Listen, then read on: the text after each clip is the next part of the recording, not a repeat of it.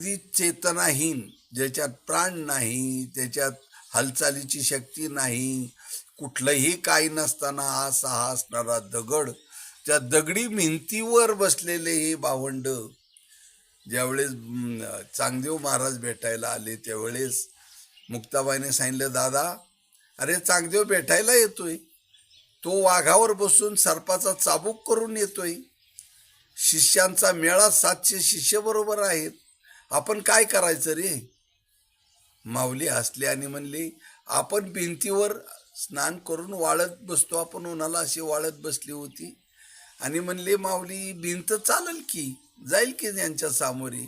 आणि त्या इंद्रायणीपासून ती भिंत चालत या टोकाला आलेली आहे. ती भिंत अजूनही आहे, खऱ्या खोट्यामध्ये याच्यात काही नाही.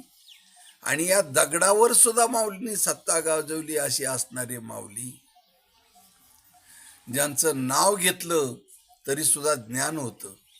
ज्ञानदेव ज्ञानदेव म्हणतात ज्ञान होय, किंवा त्यांनी केलेली टीका ज्ञानेश्वरी, वाचिल जो कोणी जनी त्याची लोटांगणी, ज्ञान होई मूढा अति मूर्ख त्या दगडा, अशी त्याच्यावर टीकेवर आणि वरमगृही केलेलं आहे.